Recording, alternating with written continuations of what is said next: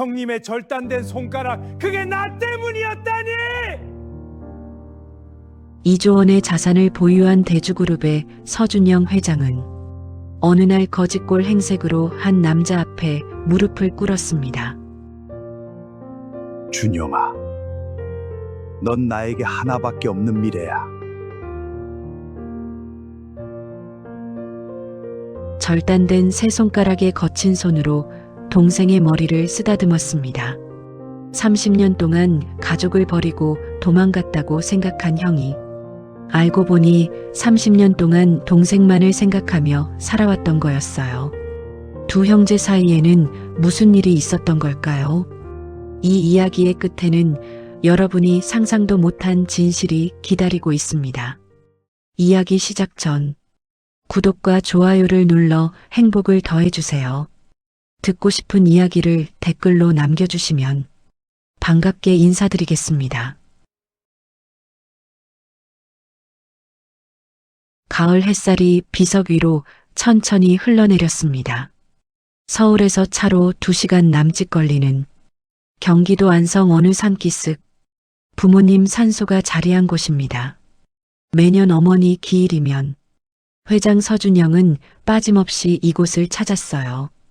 올해도 마찬가지였습니다. 검은 정장 차림의 회장이 비석 앞에 멈춰 섰습니다. 그의 손에는 작은 꽃다발 하나가 들려 있었어요. 어머니가 살아생전 좋아하시던 들국화였습니다. 회장은 비석 앞에 무릎을 꿇고 꽃을 내려놓았어요. 그런데 그때였습니다. 회장의 시선이 한 곳에 멈췄습니다. 어머니의 묘 앞에 정체 모를 막걸리 한 병이 놓여 있었어요. 새 것은 아니었습니다. 라벨은 빛이 발해 있었고 병뚜껑 위로 가을 이슬이 맺혀 있었어요. 누군가 어제 새벽 아니면 그저께쯤 다녀간 것이 분명했습니다. 회장의 미간이 좁아졌어요. 또 이거군. 매년이었습니다. 회장이 산소에 올 때마다 비석 옆에는 늘 막걸리 한 병이 놓여 있었어요. 30년 동안 한 해도 빠짐없이 말이죠. 처음에는 이웃 어른이 다녀가신 줄 알았습니다. 그런데 마을에 부모님을 아는 사람은 이미 다 돌아가셨고 친척들도 회장보다 먼저 다녀가는 법이 없었어요. 그렇다면 누구일까요? 답을 모르는 것은 아니었습니다. 회장은 짐작하고 있었어요. 다만 그 이름을 입에 담는 것조차 싫었을 뿐이죠. 회장의 손이 천천히 막걸리병을 집어들었습니다. 그리고 산비탈 아래로 힘껏 던졌어요. 병이 바위에 부딪혀 산산조각 났습니다. 깨진 유리 조각 위로 막걸리가 흐릿하게 흘러내렸어요. 30년이나 지났는데 아직도 뻔뻔하게. 비석 앞으로 돌아온 회장이 두 번째 절을 올렸습니다. 어머니, 그 이름을 속으로만 부르며 말이죠. 회장의 어머니는 48살에 화병으로 세상을 떠나셨습니다. 그때 회장은 28살이었어요. 임종을 앞둔 어머니가 회장의 손을 꼭 잡고 마지막으로 부른 이름이 있었습니다. 준태야, 우리 큰아들. 어머니, 오늘 형은 안 와요. 저예요. 준영이. 준태야, 제발 한 번만. 회장은 그 자리에서 어금니를 깨물었어요. 어머니는 끝내 회장의 이름은 부르지 못한 채 눈을 감으셨습니다. 큰아들 서준태, 회장보다 7살 위, 단 하나뿐인 형. 그러나 그 형은 30년 전 어느 가을밤 가족을 버리고 사라졌어요. 빚더미를 식구들 앞에 그대로 떠넘긴 채로 말이죠. 각 고등학교를 자퇴한 큰아들 준태는 그날 이후 단 한 번도 돌아오지 않았습니다. 어머니가 화병으로 쓰러진 것도 큰아들 때문이었어요. 아버지가 빚을 갚느라 평생 막노동판을 전전하다 환갑도 못 채우고 돌아가신 것도 결국은 그 형 때문이었습니다. 회장은 두 분의 임종을 모두 혼자 지켰어요. 형은 끝내 나타나지 않았습니다. 그런데 산소에는 매년 막걸리만 놓고 가는 것이지 회장의 입꼬리가 비틀어졌습니다. 죽은 사람한테 사죄하는 신용만 하면 끝인 것일까요? 살아있는 동생은 평생 그 빚을 갚으며 살았는데 말이죠. 회장은 그 분노로 이 자리까지 올라왔어요. 야간 대학을 다니며 새벽까지 막노동을 했고 잠을 줄여 사업 공부를 했습니다. 맨손으로 시작해 자산 2조 원의 대주그룹을 세웠어요. 그 모든 시간 동안 회장의 가슴 한복판에는 형에 대한 증오가 단단한 돌처럼 박혀 있었습니다. 회장은 비석을 마지막으로 한 번 더 쓸어내리고 산을 내려왔어요. 그날 저녁이었습니다. 서울로 돌아온 회장이 집무실에 앉아 있을 때 비서실장 조 팀장이 노크 소리와 함께 들어왔습니다. 그의 손에는 누런 봉투 하나가 들려 있었어요. 회장님, 우편물 한 통이 도착했습니다. 회장은 서류에서 시선을 떼지 않은 채 손짓했어요. 비서실에서 처리하면 될 것을. 그게 발신인이 좀 이상합니다. 조 팀장의 목소리가 평소답지 않게 떨렸습니다. 회장이 그제야 고개를 들었어요. 조 팀장이 봉투를 책상 위에 조심스럽게 내려놓았습니다. 회장의 눈이 발신인 칸에 멈췄어요. 서준태. 회장의 손이 멈췄습니다. 30년 만이었어요. 회장이 봉투를 천천히 열었습니다. 안에는 누렇게 변색된 편지지 한 장이 들어 있었어요. 글씨는 거칠었습니다. 마치 손이 떨리는 사람이 겨우 쓴 것처럼요. 회장의 눈이 글자를 한자 한자 따라갔습니다. 준영아, 형이다. 긴 말은 못한다. 형은 시간이 얼마 안 남았어. 의사가 길어야 6달이라고 하더라. 죽기 전에 너 얼굴 한 번만 봤으면 한다. 못된 형이었던 거 안다. 그래도 마지막이라고 생각하고 한 번만 와줘. 충북 영천시 명일시장. 명일철물. 형이 거기 있다. 편지는 거기서 끝이 났습니다. 회장은 한참을 그 자리에 앉아 있었어요. 종이 위에 적힌 글자들이 흐릿하게 흔들렸습니다. 시간이 얼마 안 남았다는 말, 6달이라는 말, 죽기 전이라는 말, 그 단어들이 회장의 머릿속을 빙빙 돌았어요. 시한부. 회장의 손가락이 종이 끝을 천천히 구겼습니다. 30년 동안 한 통의 연락도 없었다. 어머니 임종 때도 안 왔다. 아버지 장례식에도 안 왔다. 그런데 자기가 죽게 생기니까 이제 와서 동생 얼굴이 보고 싶다고. 무슨 자격으로. 조 팀장이 조심스럽게 입을 열었습니다. 회장님, 어떻게 처리할까요? 답장을 보낼까요? 아니면 무시할까요? 답장은 무슨. 회장의 목소리가 차갑게 가라앉았어요.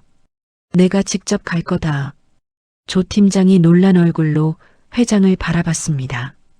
직접 가신다니. 회장님, 다음 주 중국 출장도 잡혀 있고 전부 비워. 네, 알겠습니다. 회장님, 그리고 한 가지 더 준비해. 회장이 의자에서 천천히 일어섰어요. 창밖으로 서울의 밤 풍경이 펼쳐져 있었습니다. 회장은 그 불빛들을 한참 바라봤어요. 30년이라는 시간이 그 불빛 사이로 한꺼번에 밀려오는 듯 했습니다. 내일 새벽, 시장 입구 구제 의류 매장 앞으로 차를 가져와. 구제 의류 매장이라니. 그게 무슨 말씀이십니까? 형이 나를 기다린다고 했지. 그래, 그렇다면 동생이 가줘야지. 단, 회장의 입꼬리가 차갑게 올라갔어요. 형이 알아볼 수 없는 모습으로. 조 팀장의 입이 벌어졌습니다. 무언가 더 묻고 싶었지만 그는 끝내 입을 다물었어요. 회장의 눈빛이 평소와 달랐기 때문이었습니다. 그 안에는 30년 동안 단 한 번도 보여준 적 없는 무언가가 있었어요. 다음 날 새벽이었습니다. 서울 외곽의 한 구제 의류 매장. 평소라면 절대 들르지 않을 그곳에서 회장은 자신의 모습을 천천히 바꾸어 갔어요. 맞춤 정장 대신 해진 점퍼, 구두 대신 찢어진 운동화, 단정하게 빗어 넘기던 머리는 일부러 흐트러뜨렸습니다. 면도도 하지 않았어요. 손톱 밑에는 일부러 먼지를 묻혔습니다. 거울 속에 선 남자는 더 이상 회장이 아니었어요. 어디서 잠을 자는지 마지막으로 밥을 먹은 게 언제인지 알 수 없는 떠돌이 노숙자였습니다. 세상 어디에나 있지만 누구도 눈길을 주지 않는 사람. 그게 회장이 원하는 모습이었어요. 형의 진짜 얼굴을 봐야겠다. 회장이 거울 속 자신을 향해 차갑게 중얼거렸습니다. 30년 동안 식구들을 버린 그 인간이 거짓골로 찾아온 동생을 알아볼 수 있을 것인가. 알아본다면 알아본 대로, 못 알아본다면 못 알아본 대로 그 본색을 끝까지 들여다볼 것이다. 운전대를 잡은 조 팀장이 백미러로 회장을 흘끗 바라봤어요. 회장님, 정말 괜찮으시겠습니까? 형님께서 시한부시라면 그만 가. 네. 회장님. 차창 밖으로 서울의 새벽 풍경이 빠르게 흘러갔습니다. 충북 영천시까지는 2시간이 채 걸리지 않을 거리. 그러나 회장의 가슴 속에서 흐르고 있는 시간은 30년이었어요. 30년 동안 단 하루도 빠짐없이 미워했던 그 사람을 마침내 마주하러 가는 길이었습니다. 충북 영천시 명일시장. 그곳에 회장 서준영이 도착한 것은 오전 10시 무렵이었습니다. 시장 입구에 한 블록 전. 회장은 차에서 내렸어요. 운전석의 조 팀장이 백미러로 그를 흘끗 바라봤습니다. 회장님, 정말 혼자 들어가시겠습니까? 여기서 기다려. 연락하기 전까지 절대 움직이지 마. 네. 회장님. 조 팀장의 걱정 어린 시선을 뒤로하고 회장은 해진 점퍼 주머니에 두 손을 찔러 넣은 채 시장 골목 안으로 걸어 들어갔어요. 영천명일 시장은 회장이 상상했던 것보다 훨씬 작았습니다. 시멘트로 포장된 좁은 골목 양옆으로 낡은 가게들이 줄지어 늘어서 있었어요. 떡집, 생선가게, 반찬가게, 그리고 골목 가장 안쪽에 한 가게가 보였습니다. 회장의 발걸음이 그 앞에서 멈췄어요. 명일철물. 페인트가 군데군데 벗겨진 나무 간판 아래 어두침침한 가게 안에서 누군가의 그림자가 천천히 움직이고 있었습니다. 저 안에 있다. 30년 동안 단 하루도 빠짐없이 미워했던 그 사람이. 회장은 자기도 모르게 숨을 한번 길게 내쉬었어요. 가슴 안쪽에서 무언가가 단단하게 굳어가는 느낌이었습니다. 회장은 헐거운 점퍼 깃을 한번 세우고 가게 문에 손을 가져다 대었어요. 삐걱하는 소리와 함께 미닫이 문이 안쪽으로 밀렸습니다. 가게 안은 좁고 어두웠어요. 천장에서 형광등 하나가 지지직 소리를 내며 불안정하게 빛을 흘리고 있었습니다. 벽면을 따라 호미와 낫, 망치와 못상자, 작은 부품들이 빽빽하게 진열되어 있었어요. 안쪽 작업대에서 한 사람이 등을 돌린 채 무언가를 손보고 있었습니다. 백발이 성성한 머리, 회색 작업복, 그리고 그 위에 낡은 가죽 앞치마. 회장의 시선이 그 등에 가서 멈췄어요. 30년이라는 시간 위에 한참을 앉았다가 일어선 등이 기척을 느낀 그 사람이 천천히 몸을 돌렸어요. 회장의 호흡이 한 박자 멎었습니다. 30년이라는 시간이 그 얼굴 위에 두껍게 쌓여 있었어요. 깡마른 몸, 깊게 패인 주름, 누런 안색. 그러나 회장은 그 얼굴을 한눈에 알아봤습니다. 어렸을 적 회장을 무릎 위에 앉히고 동화책을 읽어주던 그 형의 얼굴이 그 늙은 얼굴 안에 그대로 들어 있었거든요. 회장은 일부러 시선을 비스듬히 떨어뜨렸어요. 큰형 서준태는 회장을 한참 들여다봤습니다. 그러나 그 시선에 알아봄의 빛은 없었어요. 헝클어진 머리, 며칠 깎지 않은 수염, 흙먼지가 묻은 점퍼, 갈라진 운동화.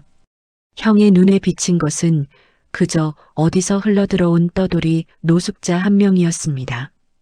뭐 찾으시오? 형의 목소리는 쉬어 있었어요. 한참을 말을 안 한 사람의 목소리였습니다. 회장은 일부러 작업대를 손바닥으로 탁탁 두드렸어요.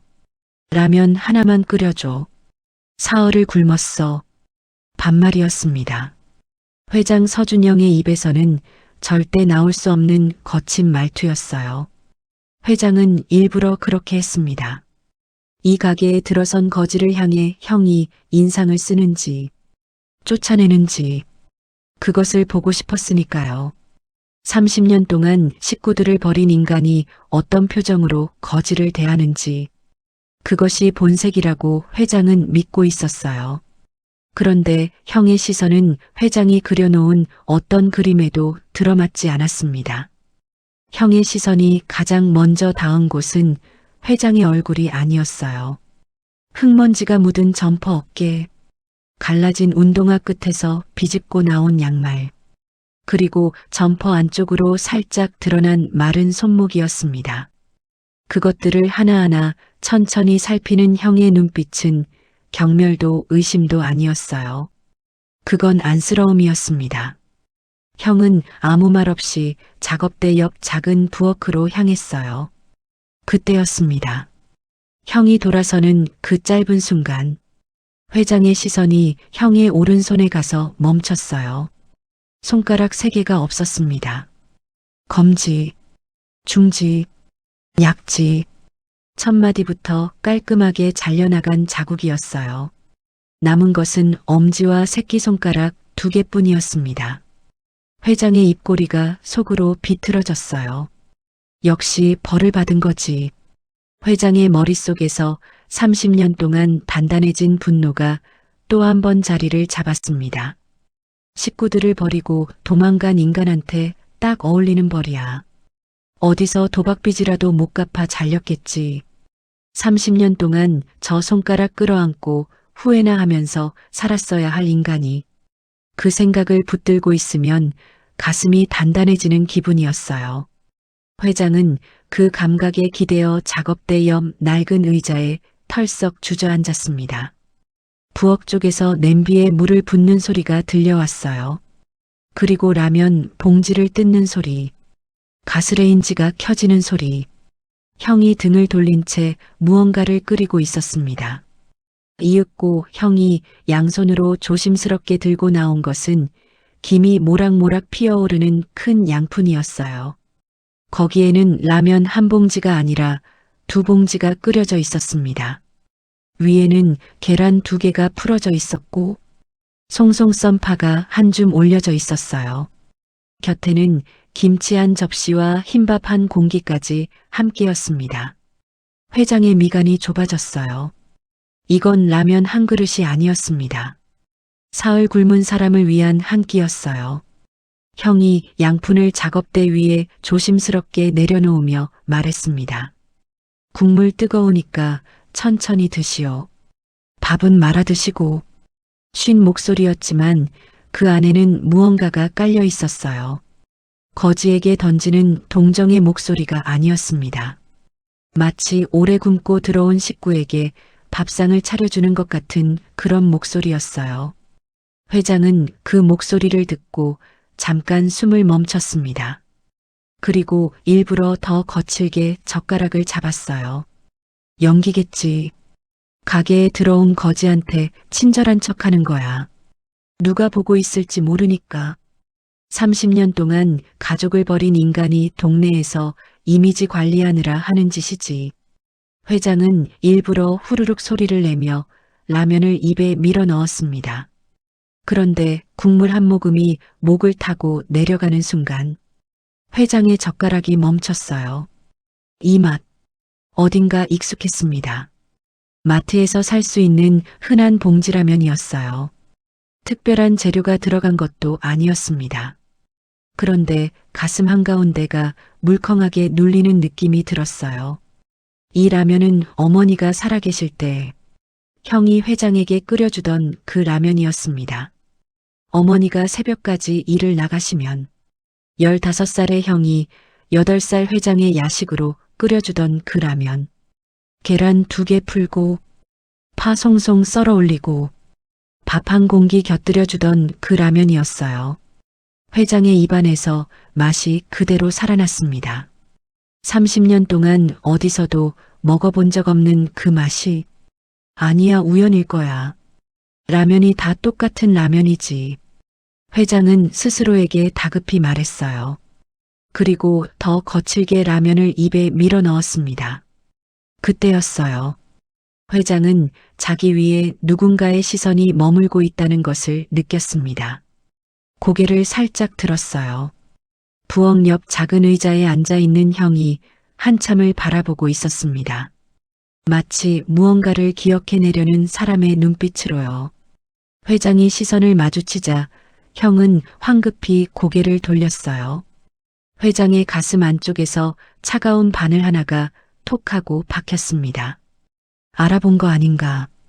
알아보고도 모른 척하는 거 아닌가? 그래야 자기 양심이 덜 찔리니까. 30년 동안 못 본 척한 동생이 거짓골로 나타났는데 알아보면 부담스럽잖아. 그러니까 모른 척하는 거지. 회장의 분노가 그 의심 위에 다시 한번 자리를 잡았어요. 라면 그릇을 비울 때까지 회장은 단 한 번도 형 쪽으로 시선을 주지 않았습니다. 마지막 국물 한 모금까지 다 비운 회장이 양푼을 작업대 위에 거칠게 내려놓았어요. 잘 먹었어. 그런데 갈 데가 없어. 며칠만 재워줘. 뻔뻔한 말이었습니다. 처음 본 사람에게 할 말은 더더욱 아니었어요. 회장은 알면서도 일부러 그렇게 말했습니다. 이쯤이면 거절하겠지. 거절하는 것이 정상이지. 30년 동안 가족도 버린 인간이 모르는 거지를 재워줄 리가 있나? 그것이 회장의 계산이었어요. 그러나 형의 대답은 회장의 계산을 또 한 번 비껴갔습니다. 가게 뒤에 작은 방이 하나 있긴 하오. 좁아서 그렇지. 회장은 순간 말이 막혔어요. 형이 천천히 일어섰습니다. 그리고 가게 뒤편으로 절뚝거리는 걸음으로 향했어요. 좁은 복도 끝에 나무문 하나가 있었습니다. 형이 그 문을 열었을 때 드러난 것은 정말이지 방이라고 부르기도 민망한 공간이었어요. 한쪽 벽면에는 철물 자재 상자가 쌓여 있었고 반대편 구석에 사람 하나 겨우 누울 만큼의 빈 바닥이 있었습니다. 형이 어디선가 얇은 요와 낡은 베개를 꺼내 그 자리에 깔았어요. 이불이 좀 눅눅할 거요. 오늘은 이걸로 쓰고 내일 햇볕에 말려놓으리다. 회장은 그 방을 둘러봤어요. 형이 잘려나간 손가락 3개의 그 오른손으로 요를 펴고 있는 모습이 회장의 시야 안에 들어왔습니다. 그 손은 분명 불편해 보였어요. 그런데도 그 손은 요의 끝자락을 누구보다 정성스럽게 펴고 있었습니다. 회장의 가슴 안쪽에서 또 무언가가 흔들렸어요. 회장은 그 흔들림을 떨쳐내듯 더 거칠게 입을 열었습니다. 좁든 넓든 지붕만 있으면 돼. 그러시오. 화장실은 복도 끝이고 밤에 추우면 이거 덮으시오. 형은 구석에 접혀있던 두꺼운 담요 한 장을 더 꺼내 요 위에 올려놓았어요. 그리고 절뚝거리는 걸음으로 다시 가게 쪽으로 사라졌습니다. 회장은 그 좁은 방 안에 혼자 남았어요. 멸치자재 상자에서 옅은 쇳내가 났습니다. 회장은 요 위에 천천히 누웠어요. 천장은 시멘트였습니다. 어딘가에 가느다란 금이 한 줄 가 있었어요. 며칠만 버티자. 며칠 안에 본색이 드러날 거야. 30년 동안 가족을 버린 인간이 며칠 못 가서 본 모습이 나오겠지. 그때까지만 버티면 돼. 회장은 스스로에게 그렇게 말했습니다. 그러나 그 다짐이 어딘가 헐거워지고 있다는 것을 회장 자신도 모르지 않았어요. 입안에는 아직도 30년 전 그 라면의 맛이 남아 있었거든요. 회장은 눈을 감았습니다. 그러나 잠은 오지 않았어요. 가게 쪽에서 형이 무언가를 손보는 소리가 들려왔습니다. 망치를 두드리는 소리, 그리고 가끔 멈추는 소리. 잘린 손가락으로는 망치질도 쉽지 않을 텐데. 형은 그것을 30년 동안 해왔던 것이었어요. 그날 밤 회장의 머릿속에서는 잘린 손가락 3개의 그림이 자꾸만 되살아났습니다. 회장 서준영의 눈을 뜨게 만든 것은 알람도 햇살도 아니었습니다. 새벽 4시, 아직 시장 골목이 짙은 어둠에 잠겨 있는 시간, 가게 쪽에서 무언가가 끌리는 소리가 들려왔어요. 빗자루였습니다. 형이 빗자루로 무엇인가를 쓸어내는 소리. 회장은 자리에서 천천히 일어났어요. 좁은 창고 방의 미닫이 문을 살짝 열고 가게 쪽을 내다봤습니다. 가게 안은 비어 있었어요. 형이 보이지 않았습니다. 회장은 점퍼 하나를 걸치고 가게 밖으로 나왔어요. 시장 골목은 아직 깊은 새벽에 잠겨 있었습니다. 가로등 2개가 흐릿하게 켜져 있었고 그 불빛 아래에서 한 사람이 빗자루를 들고 천천히 움직이고 있었어요. 바로 서준태 형이었습니다. 그러나 형이 쓸고 있는 곳은 자기 가게 앞이 아니었어요. 골목 끝에 모퉁이를 돌아 어디론가 향하고 있었습니다. 회장은 자기도 모르게 그 뒤를 따라 걸었어요. 형은 시장 골목을 빠져나와 마을 어귀의 야트막한 언덕을 향해 올라갔습니다. 언덕 위에는 작은 마을 공동묘지가 있었어요. 늙은 소나무 몇 그루와 회색빛 비석들이 새벽 안개 속에 흐릿하게 서 있는 곳. 형은 그 묘지로 들어가는 좁은 흙길을 비질하기 시작했습니다. 떨어진 솔잎을 쓸고 흩어진 낙엽을 쓸어 모으고 길가의 잡초를 발로 가만히 눌러 정리했어요. 회장은 길 아래쪽 큰 나무 뒤에서 그 모습을 한참 바라봤어요. 형의 오른손은 분명 불편해 보였습니다. 잘린 세 손가락 자리에 빗자루 손잡이가 자꾸 헛도는 것 같았어요. 그래서 형은 왼손으로 손잡이의 윗부분을 잡고 오른손의 엄지와 새끼손가락으로 아래쪽을 받쳐 누르듯이 빗자루를 잡고 있었습니다. 한 번 쓸 때마다 어깨가 크게 흔들렸어요. 그래도 형은 멈추지 않았습니다. 무엇을 하고 있는 것인가? 자기 가게도 아니고 마을 미화 작업을 시키는 사람도 없는데 회장의 머릿속에서 의문이 떠올랐어요. 그러나 곧 그 의문에 분노의 옷을 입혔습니다. 또 착한 척이지. 마을 사람들 보라고 하는 거야. 30년 전에 가족을 버린 인간인 주제에 그 생각을 붙들고 있을 때였습니다. 형이 묘지 안쪽으로 더 깊이 들어가더니 한 무덤 앞에서 멈춰 섰어요. 그 무덤 앞에는 작은 비석이 하나 서 있었습니다. 다른 비석들보다 훨씬 작고 낡은 것이었어요. 형은 빗자루를 옆에 내려놓고 그 비석 앞에 천천히 쪼그려 앉았습니다. 그리고 잘린 손으로 비석의 표면을 가만히 쓸어내렸어요. 마치 어린아이의 머리를 쓰다듬듯이요. 한참을 그렇게 있다가 형은 무릎에 손을 짚고 일어났습니다. 다시 빗자루를 잡고 길을 쓸기 시작했어요. 회장의 가슴 안쪽에서 작은 균열 하나가 톡하고 그어졌습니다. 저 비석 앞에서 무엇을 하는 것인가? 회장은 그 의문을 떨쳐내듯 천천히 언덕을 내려왔어요. 가게 뒷방으로 돌아와 다시 누웠지만 잠은 오지 않았습니다. 새벽 5시쯤 형이 돌아오는 발소리가 들렸어요. 그리고 잠시 뒤 가게 쪽에서 도마 위에서 무언가를 다지는 소리가 났습니다. 회장은 다시 살그머니 일어나 가게 쪽을 살폈어요. 형은 가게 한쪽에 작은 가스레인지 위에 작은 솥 하나를 올려놓고 있었습니다. 솥 안에는 물이 끓고 있었고 형은 어디선가 가져온 고구마 5개를 그 솥에 넣었어요. 잘린 손으로 고구마를 하나하나 다듬어 솥에 넣는 모습. 회장은 그것을 한참 지켜봤습니다. 솥에서 김이 오르기 시작하자 형은 가게 한쪽에 신문지를 깔고 그 위에 익은 고구마를 하나씩 올려놓았어요. 신문지에는 매직펜으로 작은 글씨가 적혀 있었습니다. 빨간 다리, 종점, 절구댁, 우체국앞, 5개의 이름이었어요.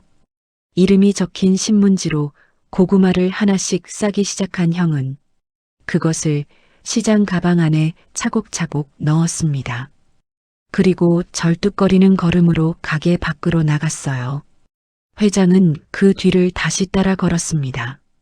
형은 시장 입구에서부터 마을 곳곳으로 그 따끈한 고구마를 배달하기 시작했어요. 첫 번째는 빨간 다리 아래에서 폐지를 줍고 있던 한 할머니였습니다. 형이 다가가자 할머니가 고개를 들었어요. 아이고 형씨, 또 왔어. 이거 따끈할 때 드시오. 식으면 맛없으니까. 매번 미안해. 내가 줄 게 없어서 드시기만 하면 됩니다. 그게 제일이요. 형은 그 한마디만 남기고 다음 집으로 향했습니다. 회장은 멀리서 그 모습을 바라봤어요. 자기 가게에서 식재료비를 쓰고 새벽 5시에 일어나 고구마를 삶고 잘린 손으로 그것을 일일이 신문지에 싸고 절뚝거리는 다리로 마을 5군데를 돌고 있는 사람. 30년 동안 식구들을 버렸다는 그 인간이 말입니다. 이건 무슨 상황이지? 회장의 머릿속이 처음으로 흔들렸어요. 그날 오후 형이 가게로 돌아왔을 때 한 노인이 가게 앞에 와 있었습니다.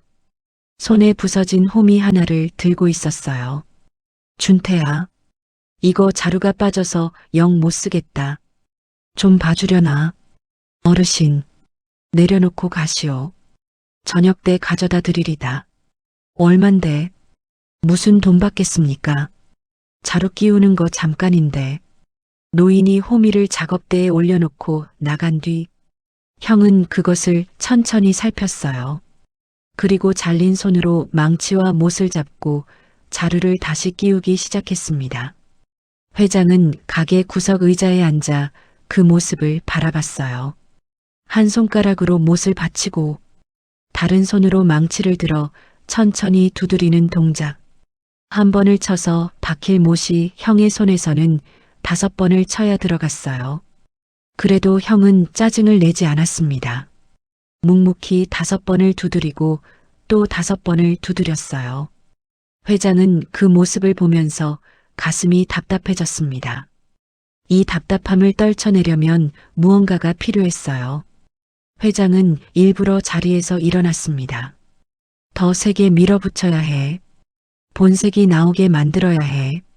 회장은 시장 입구의 작은 가게에서 가장 싼 소주 2병을 샀어요. 한 병을 따서 일부러 점퍼에 살짝 뿌렸습니다. 그리고 나머지 한 병을 들고 명일철물 가게 앞 낡은 플라스틱 의자에 벌러덩 드러누웠어요. 저녁 장사가 시작되는 시간이었습니다. 아, 시끄러워. 세상에 믿을 놈이 하나도 없어. 내가 왜 이러고 살아야 해. 회장은 일부러 큰 소리로 떠들기 시작했어요. 술주정 연기는 어렵지 않았습니다. 회장은 20살 무렵 형을 원망하며 술에 절어 살던 시절이 있었거든요.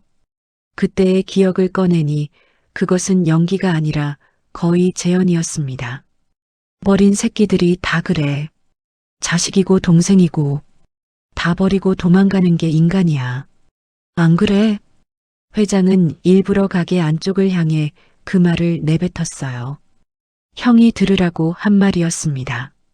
가게 안에서 형이 망치를 내려놓는 소리가 났어요. 그리고 잠시 뒤 형이 가게 밖으로 나왔습니다. 회장은 가만히 누운 채 형을 올려다봤어요. 이쯤이면 화를 낼 거라 생각했습니다. 30년 동안 가족을 버린 인간이 들으면 그럴 거라 생각했습니다. 그러나 형은 화를 내지 않았어요. 회장 옆 플라스틱 의자에 천천히 앉았습니다. 절뚝거리는 다리 때문에 한쪽 무릎이 잘 굽혀지지 않아서 손으로 의자 끝을 짚으며 겨우 균형을 잡았어요. 형이 회장을 한참 바라봤습니다. 그리고 잘린 손가락, 그 손이 회장의 등 위에 가만히 얹혔어요. 토닥, 토닥. 아무 말도 없었습니다. 그저 어린아이를 재우듯 느리고 일정한 박자로 형은 회장의 등을 두드렸어요. 회장의 호흡이 한 박자 멎었습니다. 손에서 소주병이 미끄러질 뻔했어요. 형이 작은 목소리로 중얼거렸습니다. 어디서 이렇게 마음을 다쳤소? 회장은 고개를 숙인 채 입술을 깨물었어요. 등에 얹힌 그 거친 손의 온기가 점퍼를 뚫고 피부 위로 스며드는 것이 느껴졌습니다. 그리고 그 온기가 견딜 수 없이 뜨거웠어요. 미워해야 하는 사람이다. 30년 동안 식구들을 버린 사람이다. 그런데 이 손이 왜 이렇게 따뜻한 것인지 회장은 자기도 모르게 얼굴을 돌렸습니다. 골목 끝에서 가로등 하나가 새로 켜졌어요. 회장은 한참을 그 자리에 앉아 있었습니다. 형은 여전히 회장의 등을 토닥이고 있었어요. 회장은 결국 입을 열지 못했습니다. 본색이 나오게 만들겠다는 다짐도, 형을 무릎 꿇리겠다는 분노도, 그 새벽 묘지에서 본 비석 앞에 형의 모습 위에서 이미 한 번 흔들리고 있었거든요. 밤이 깊어졌어요. 형은 가게 안으로 들어갔고 회장은 창고 방으로 돌아왔습니다. 회장은 요 위에 누웠어요. 천장에 가느다란 금이 어제와 똑같은 자리에 그대로 있었습니다. 그러나 같은 천장을 올려다보는 회장의 안쪽에서는 무언가가 미세하게 달라지고 있었어요. 30년 동안 단단하게 쌓아 올린 분노의 벽 어딘가에 작은 균열 하나가 더 그어져 있었습니다. 회장은 눈을 감았어요. 그러나 곧 두 주먹을 꽉 쥐었습니다.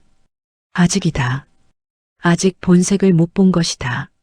며칠 더 밀어붙이면 분명 본 모습이 나올 것이다. 흔들리면 안 된다.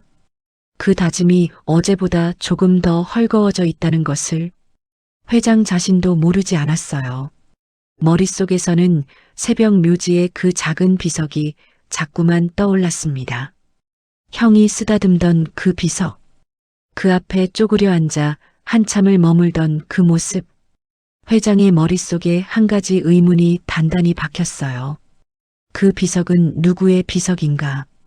형은 누구를 위해 매일 새벽 그 묘지를 쓸고 있는 것인가? 그 의문에 대한 답을 회장이 알게 되기까지는 아직 며칠이 더 필요했습니다. 회장 서준영이 명일철물에 머문 지 닷새째 되는 날 아침이었습니다. 회장이 잠에서 깨었을 때 가게 쪽에서 두 사람의 목소리가 들려왔어요.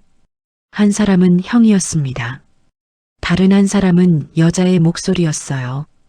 회장은 창고 방의 미닫이 문을 살짝 열고 가게 쪽을 살폈습니다. 가게 안에 한 여자가 들어와 있었어요. 이른쯤 되어 보이는 작고 통통한 체구의 여자였습니다. 회색 앞치마를 두른 채 양손에 비닐봉지 2개를 들고 있었어요.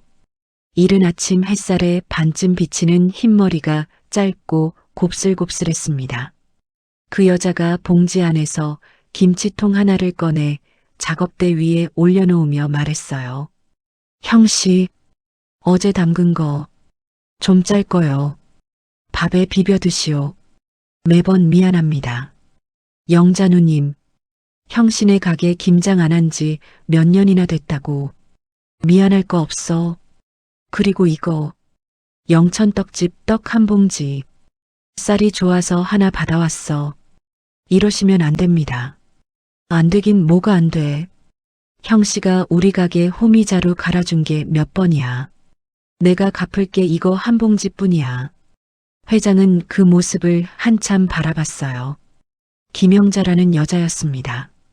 형의 옆 가게 반찬집을 운영하는 사람이라는 것을 회장은 그 며칠 사이에 이미 짐작하고 있었어요. 매일 새벽 형이 묘지에서 돌아온 직후 김영자는 어김없이 가게 문을 열고 들어왔습니다. 그리고 늘 무언가를 손에 들고 왔어요. 어떤 날은 김치, 어떤 날은 죽 한 그릇, 어떤 날은 참외 한 알. 형은 매번 거절했지만 김영자는 매번 작업대 위에 그것을 올려놓고 갔습니다. 그런데 그날 아침 김영자의 시선이 회장의 창고 방 쪽으로 쓱 향했어요. 회장은 황급히 미닫이 문을 닫았습니다. 그러나 늦었어요. 이미 발견된 뒤였습니다. 잠시 뒤 김영자가 창고 방 앞으로 다가왔어요. 그리고 미닫이 문을 열었습니다. 안녕하시오. 며칠 전부터 우리 형신의 신세 진다는 양반이요? 회장은 아무 대답도 하지 않았어요. 김영자는 회장을 한참 바라봤습니다. 작은 눈이 가늘어졌어요. 그 시선이 회장의 얼굴 위에서 한참을 머물렀습니다. 어디 사람이요? 그저 떠도는 사람이요. 김영자가 작게 중얼거렸습니다. 어디서 본 얼굴 같단 말이지. 분명 어디서 본 얼굴이야.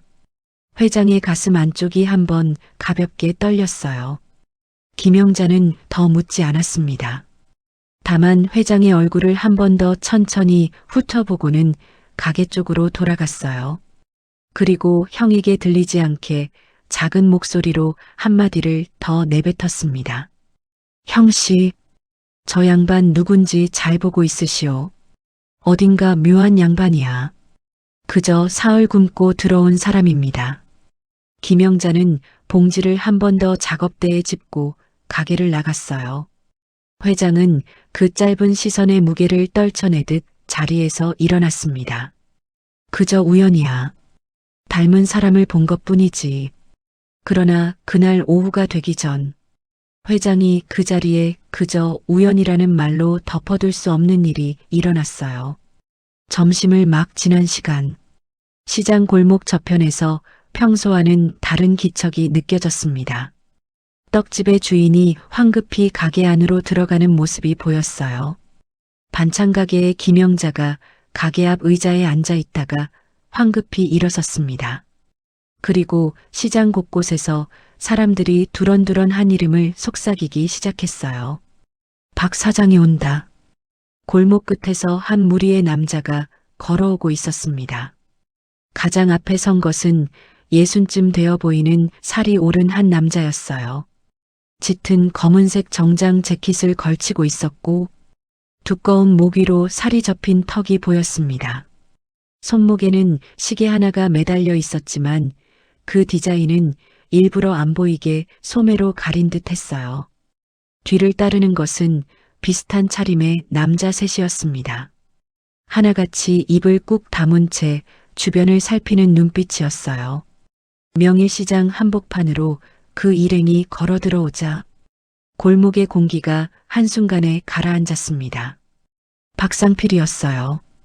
회장은 그 이름을 아직 몰랐습니다. 다만 시장 전체가 한 사람의 발소리에 이렇게 숨을 죽이는 광경을 보며 이자가 보통 인물이 아니라는 것을 회장은 본능적으로 알아챘어요. 박상필이 명일 철물 가게 앞에서 멈춰 섰습니다.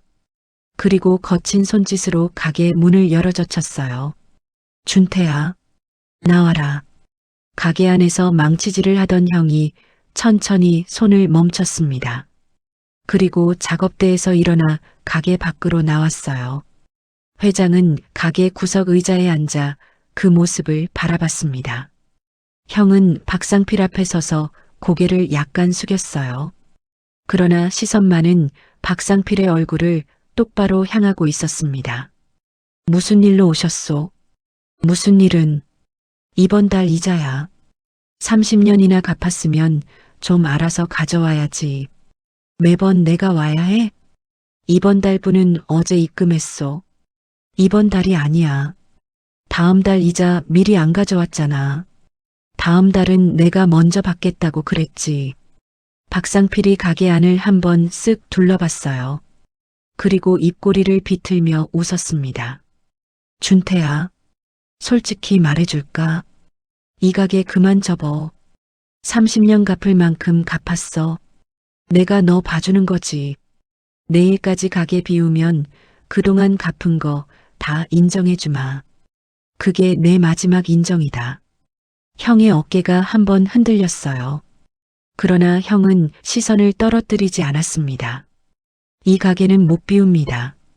박상필이 한 박자 멈췄어요. 그리고 짧게 웃었습니다. 뭐? 이 가게는 못 비운다고 했소. 준태야. 30년 동안 한 번도 그런 소리 안 했잖아.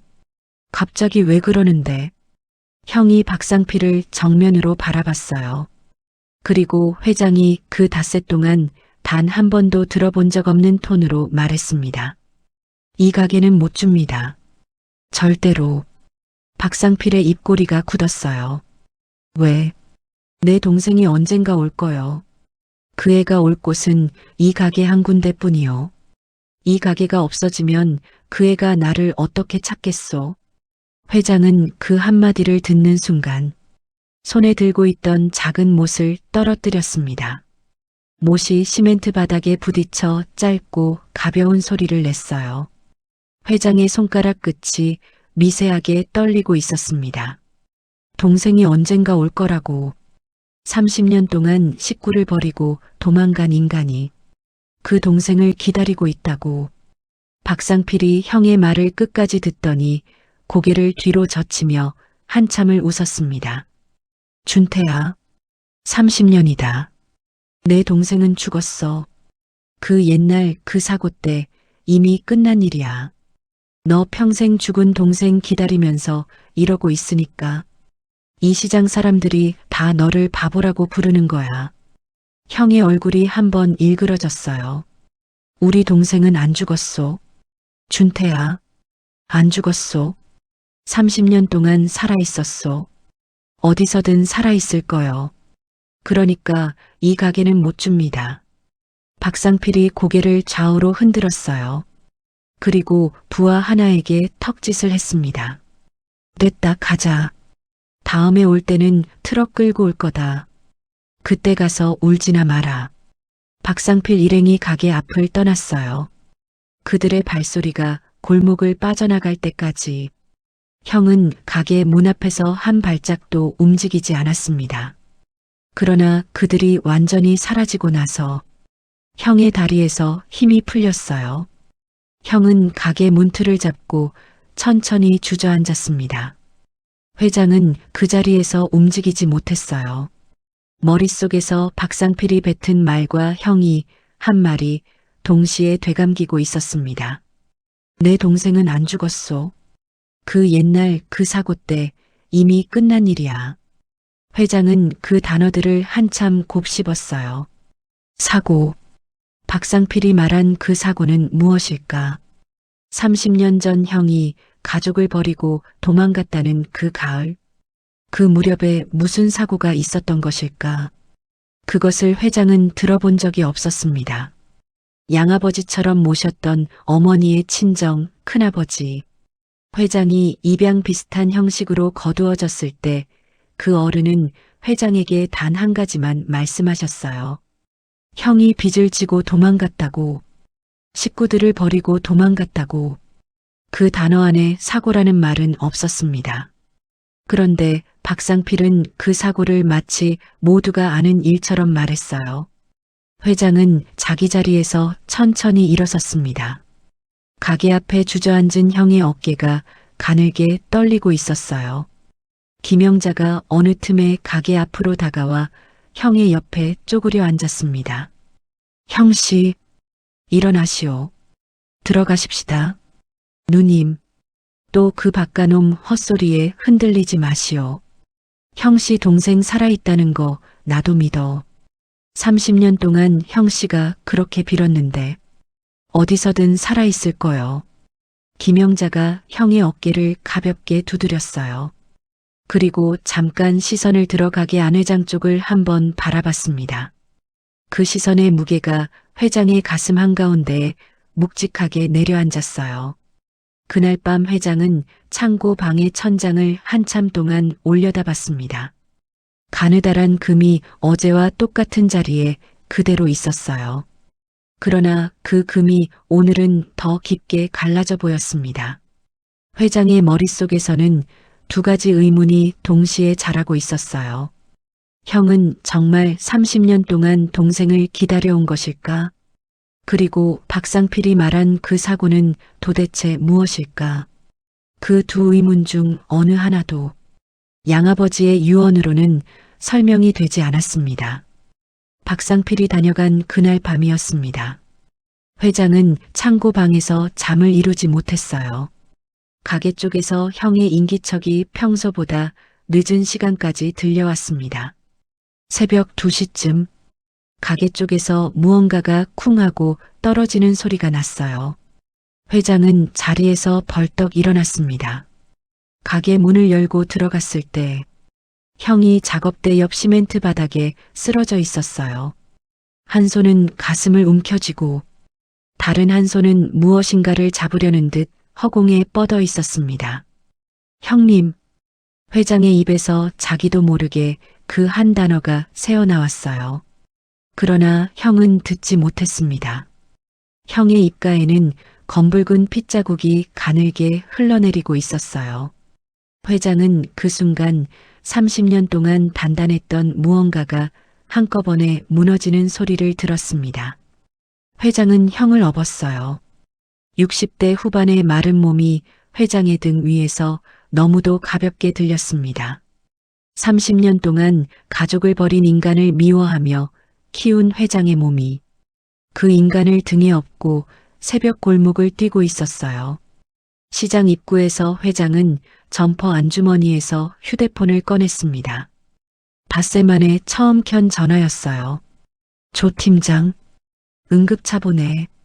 영천시립병원으로 2분 안에 도착. 회장은 시장 입구의 가로등 아래에서 형을 업은 채 그대로 서 있었습니다. 등에서 느껴지는 형의 호흡은 너무 얕았어요. 회장은 자기도 모르게 입을 열었습니다. 형, 조금만 견뎌. 응급차가 달려왔어요. 들것 위에 형을 눕히는 동안 회장은 형의 손을 한번 잡았습니다. 잘린 세 손가락 자리가 맨살로 회장의 손바닥에 닿았어요. 그 감촉이 회장의 가슴 한가운데를 칼로 그어내렸습니다. 응급실에 도착한 뒤 회장은 복도 의자에 앉아 1시간을 기다렸어요. 의사가 회장 앞에 섰을 때 의사의 표정은 이미 모든 것을 말하고 있었습니다. 보호자 되십니까? 그렇습니다. 진폐증 말기입니다. 사실 이 정도 진행이면 진작 입원 치료를 받으셨어야 했습니다. 환자분이 그동안 검진을 거의 안 받으신 것 같아요. 진폐증이라면 폐가 분진으로 손상되는 병입니다. 보통 광부나 공장 노동자분들에게 많이 발생합니다. 환자분 상태는 30년 가까이 누적되어 온 것으로 보입니다. 1990년대 중반쯤 무리한 분진 작업을 장기간 하셨을 가능성이 큽니다. 회장은 그 자리에서 한 박자 숨이 멎는 것을 느꼈어요. 30년 가까이, 1990년대 중반. 의사의 말이 회장의 머릿속에서 박상필의 그 말과 겹쳐졌습니다. 그 옛날 그 사고, 얼마나 살 수 있나요? 길어야 6달입니다. 짧으면 석 달. 치료법은 있습니까? 폐 손상은 되돌릴 수 없습니다. 통증을 줄여드리는 정도입니다. 죄송합니다. 회장은 의사가 떠난 뒤에도 한참을 자리에서 일어나지 못했어요. 응급실 안쪽에서 형이 산소호흡기를 단 채 눈을 감고 있었습니다.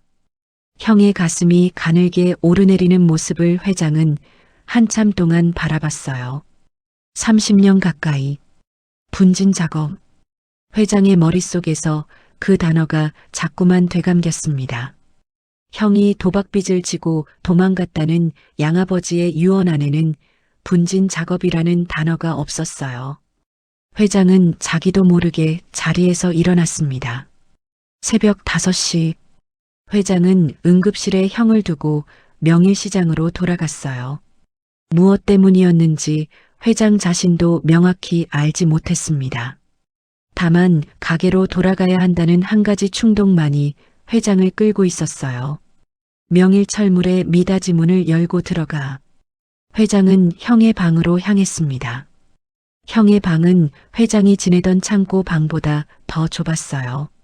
한쪽 벽에 작은 책상이 하나 있었고 반대편 벽에는 낡은 이불이 개어져 있었습니다. 그리고 이불 아래로 무언가가 살짝 비쳐 보였어요. 회장은 천천히 이불을 들어 올렸습니다. 거기 낡은 양철 상자 하나가 놓여 있었어요. 모서리는 수천 번을 열고 닫은 흔적으로 둥글게 달아 있었습니다. 회장의 손이 상자 뚜껑 위에 얹혔어요. 손끝이 떨리고 있었지만 회장은 천천히 뚜껑을 열었습니다. 가장 위에 놓여 있던 것은 신문지 다발이었어요. 한 장 한 장 가지런히 접혀 있었습니다. 회장은 그 중 하나를 펼쳤어요. 1998년 봄, 어느 작은 지역지의 한 면이었습니다. 거기에 한 청년의 사진이 실려 있었어요. 야간 대학을 졸업한 한 가난한 청년이 작은 사업체를 꾸렸다는 짧은 기사. 그 청년의 이름은 서준영이었습니다. 회장은 그 다음 신문지를 펼쳤어요. 2002년 가을, 서준영이 첫 사옥을 매입했다는 기사. 그 다음, 2008년, 회사가 코스닥에 상장되었다는 기사. 그 다음, 30권에 가까운 신문지 다발이 모두 회장의 기사였습니다. 30년 동안 한 호도 빠지지 않고 모은 것이었어요. 어떤 기사 옆에는 매직펜으로 작은 글씨가 적혀 있었습니다. 잘됐다, 우리 준영이. 또 어떤 기사에는 이렇게 적혀 있었어요. 학교 다니느라 고생했지. 그래도 결국 해냈구나. 회장의 시야가 흐려졌습니다. 회장은 신문지 다발을 옆으로 내려놓았어요. 그 아래에는 또 다른 것이 있었습니다. 봉투 묶음이었어요. 어림잡아 100통은 되어 보이는 봉투들이 누런 끈으로 단단히 묶여 있었습니다. 봉투마다 같은 글씨가 적혀 있었어요. 받는 사람, 서준영. 보낸 사람, 형. 회장은 떨리는 손으로 그 끈을 풀었습니다. 봉투 안에는 모두 편지가 들어 있었어요. 그러나 그 봉투들은 단 한 통도 붙여진 흔적이 없었습니다. 우표는 붙어 있지 않았어요. 주소도 적혀 있지 않았습니다. 보낼 곳을 모르는 편지를 형은 30년 동안 그저 쓰기만 했던 것이었어요. 회장은 가장 위에 편지를 펼쳤습니다. 준영아, 형이다. 형은 너한테 빚이 많다. 그래서 너 앞에 못 나타난다. 그 빚은 형이 죽을 때까지 갚을 거다. 그러니까 너는 형을 미워해도 된다. 회장은 다음 편지를 펼쳤어요. 준영아, 오늘이 어머니 생신이다. 너는 어머니 산소에 다녀왔겠지. 형도 다녀왔다. 비석 옆에 막걸리 한 병 두고 왔다. 어머니가 생전에 그거 좋아하셨잖니. 너랑 만나면 안 되니까. 늘 너 다녀가기 전에 다녀온다. 회장은 또 다음 편지를 펼쳤습니다. 준영아, 오늘 신문에 내 이름이 또 났다. 두 번째 사옥 매입. 잘 됐다. 형은 내가 자랑스럽다. 그런데 형은 옆에 가서 자랑할 자격이 없는 사람이다. 그래서 가게에서 혼자 신문 보고 좋아한다. 마지막 봉투에는 이렇게 적혀 있었어요. 준영아, 형이 한 가지만 부탁하마. 형이 죽거든 그때 한 번만 와다오. 형이 그동안 너한테 진 빚 하나하나 그때 다 풀어놓고 갈게. 그 전에는 안 와도 된다. 형은 내가 살아있다는 것만 알면 된다. 회장은 그 편지를 두 손에 쥔 채 한참을 움직이지 못했습니다. 그리고 봉투 다발 아래에 있던 마지막 한 장의 종이를 꺼냈어요. 그것은 누렇게 변색된 사고 보고서였습니다. 1995년 10월 영천 가공공장 작업자 서준태 좌측 다리 인대 손상 및 우측 손가락 셋 절단. 사고 발생 시각 새벽 4시. 그 보고서의 한 칸에는 이렇게 적혀 있었어요. 야간 작업 사유. 동생 등록금 부족분 마련. 회장의 손에서 종이가 떨어졌습니다. 종이가 시멘트 바닥에 닿는 짧고 가벼운 소리. 그것이 회장의 30년을 그 자리에서 무너뜨리는 소리였어요. 회장은 두 손으로 얼굴을 감쌌습니다. 30년이라는 시간이 머릿속에서 거꾸로 감기기 시작했어요. 가족을 버린 인간이 아니었습니다. 어머니를 화병으로 돌아가시게 한 인간도 아니었어요. 형은 동생의 등록금을 위해 새벽 4시까지 분진이 가득한 공장에서 일하다 손가락 셋이 잘렸고 그 폐 안에 30년치 분진을 쌓아 시한부가 되었으며 동생을 만날 자격이 없다는 이유로 30년 동안 붙이지 못한 편지를 쓰며 살아온 사람이었습니다. 회장이 비웃었던 그 잘린 손가락은 30년 전 어느 가을 새벽 4시에 동생이 학교를 다닐 수 있도록 분쇄기 안에 들어간 형의 손가락이었어요. 회장은 형의 방 시멘트 바닥에 그대로 무릎을 꿇었습니다. 양철 상자를 끌어안고 30년 동안 단 한 번도 울어본 적 없는 사람의 울음이 그 좁은 방 안을 가득 채웠어요. 어머니를 잃었을 때도, 아버지를 잃었을 때도, 사업이 위기에 처했던 때에도 회장은 한 번도 이렇게 울어본 적이 없었습니다. 35년을 살면서 단단하게 쌓아 올린 모든 벽이 그 1시간 동안 하나도 남김없이 무너지고 있었어요. 새벽 6시 응급실에서 누워있던 형이 잠시 의식을 차렸습니다. 옆을 지키던 간호사에게 형이 작은 목소리로 말했어요. 여기 누구 있었습니까? 네. 옷행색은 그래도 분이 보호자라고 하셨어요. 그분이 다시 오시면 여기 있었다고 말씀 마시오. 부탁입니다. 형은 그 말을 남기고 다시 눈을 감았습니다. 30년 동안 붙이지 못한 편지를 쓴 형이 30년 만에 만난 동생을 끝까지 동생인 줄 모르고 마지막 부탁 한 가지를 남긴 채 다시 잠이 들어버렸습니다. 회장은 방을 원래대로 정리해두고 나왔습니다. 양철 상자 안에 신문지 다발도, 붙이지 못한 편지 묶음도, 사고 보고서도 형이 두었던 그대로 이불 아래 다시 넣어두었어요. 회장은 가게 미닫이 문을 잠그고 시장 골목으로 나왔습니다. 그리고 점퍼 안주머니에서 휴대폰을 꺼냈어요. 조 팀장, 네 회장님, 박상필이란 자에 대해 가능한 모든 것을 조사해. 사채 영업 30년치 거래 기록, 1995년 영천 가공공장 화재나 산재 기록, 명예 도용 흔적, 부동산 거래 내역, 세무자료, 가용 인력 전부 동원해. 회장님, 어떤 사건이라도 있으셨습니까? 내 형의 30년이 그자 손에 끝났다. 그자가 내 형의 손가락 셋을 자르고 30년 동안 내 형을 협박했다. 법무팀에도 연락해. 형사 고발 준비시켜 즉시 착수하겠습니다. 그리고 하나 더. 법무팀이 주는 보고서는 내 손에만 들어와야 한다. 비서실에도 흘리지 마. 전화를 끊고 회장은 시장 입구의 가로등 아래 한참을 서 있었습니다. 새벽 5시 반. 첫 차가 다니기 시작하는 시간이었어요.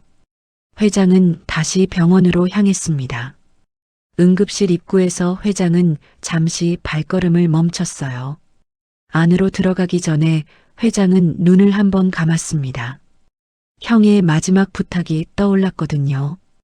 회장은 응급실 안으로 들어갔어요. 형은 산소호흡기를 단 채 다시 잠들어 있었습니다. 회장은 침대 옆 의자에 천천히 앉았어요. 그리고 형의 손을 가만히 잡았습니다. 잘린 세 손가락 자리의 맨살이 회장의 손바닥 안에 들어왔어요. 회장은 그 감촉 위에서 30년 동안 한 번도 해본 적 없는 한마디를 속으로 삼켰습니다. 이게 형 손이었구나. 30년 동안 내가 비웃었던 형 손이. 오전 9시쯤 형이 눈을 떴어요. 형은 한참을 천장만 바라보다가 옆에 앉아 있는 회장을 향해 시선을 천천히 돌렸습니다. 산소호흡기 너머로 형이 작은 목소리를 냈어요. 아직도 안 갔소? 네, 안 갔습니다. 내가 부탁했잖소. 가 있으라고. 깨어나는 것 보고 가려고요. 깨어났으니까 이제 갑니다. 회장은 자리에서 일어섰어요. 그러나 발걸음이 떨어지지 않았습니다. 회장은 형을 한 번 더 내려다봤어요. 형은 다시 눈을 감으려 하다가 어렵게 입을 열었습니다. 양반이 누군지는 모르겠는데 이 세상에 갈 데 없는 사람이 한 사람이라도 줄어들면 그게 좋은 일 아니겠소. 우리 가게로 돌아가시오. 가게 열쇠는 가게 안작업대 서랍 안에 있소. 내가 태어날 때까지 아무데도 가지 마시오. 부탁이요. 회장은 그 한마디 앞에서 무너지지 않으려고 입술을 깨물었습니다. 30년 동안 가족을 버린 인간이라고 미워했던 사람이 거짓골로 자기 가게에 들어온 낯선 사람을 그래도 돌아갈 곳이 없는 자리에 두지 않으려고 자기가 죽을지도 모르는 침대 위에서 가게 열쇠 위치를 일러주고 있었어요. 네, 그렇게 하겠습니다. 회장은 응급실 문 앞에서 한 번 더 뒤를 돌아봤어요. 형은 다시 눈을 감고 있었습니다. 회장은 그 모습을 잠시 바라보다 밖으로 나왔어요.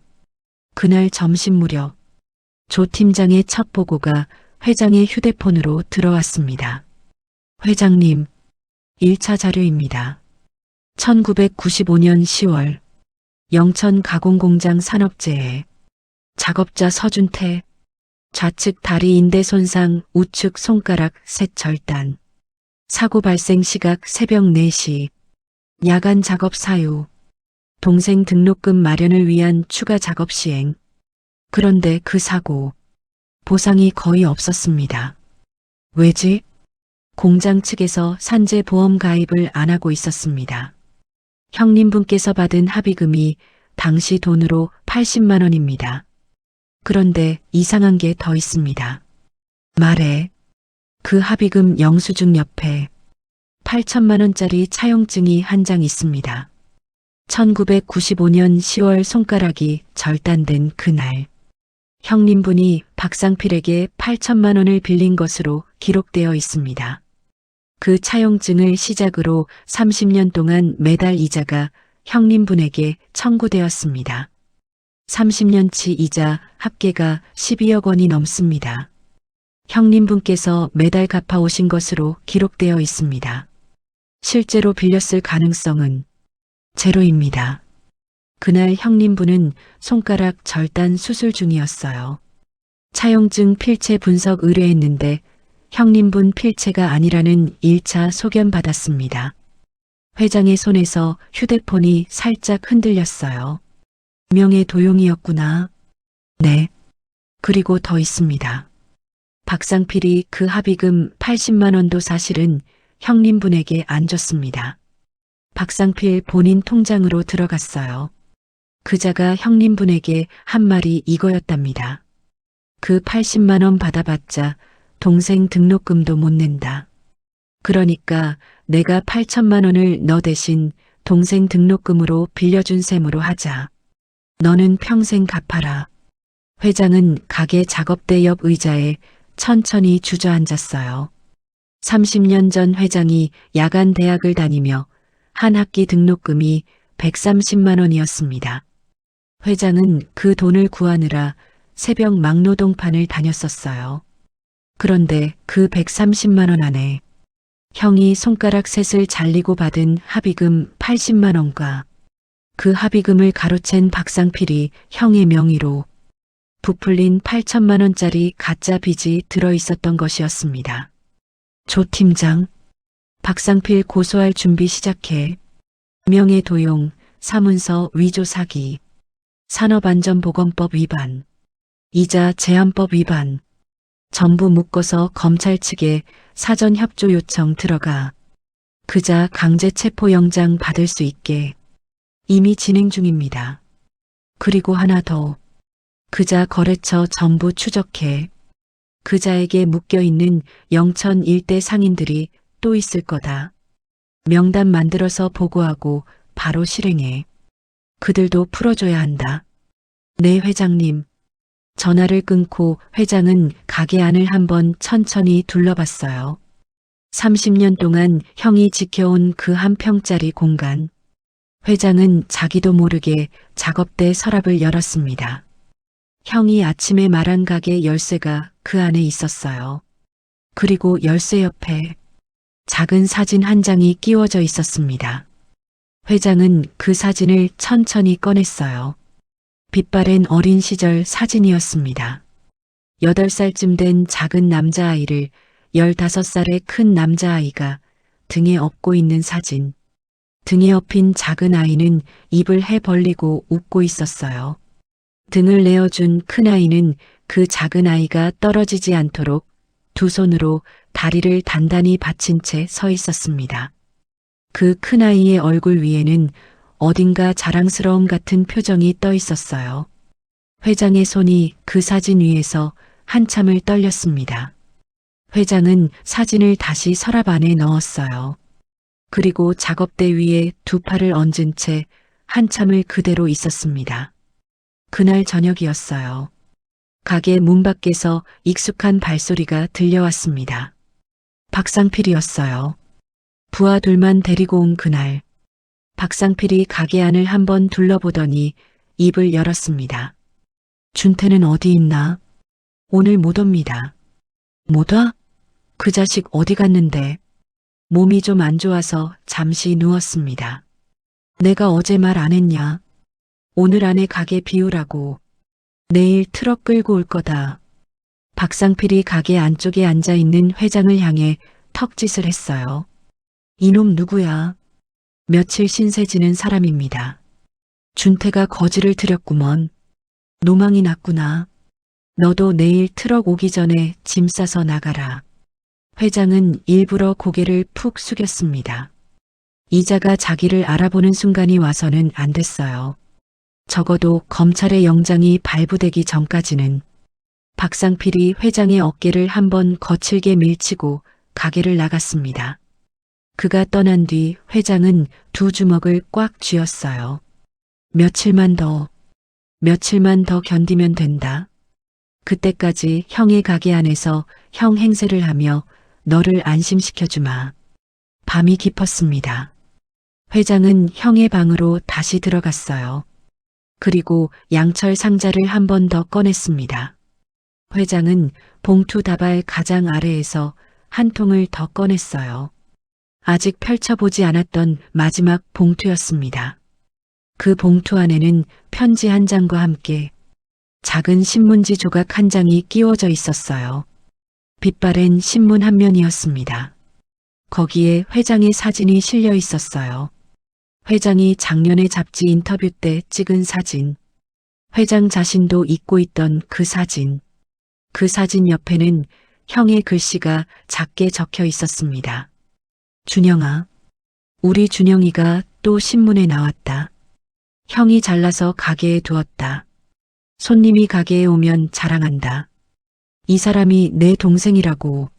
내 동생은 어디 가서 이렇게 잘 되었다고. 손님은 내가 미쳤다고 한다.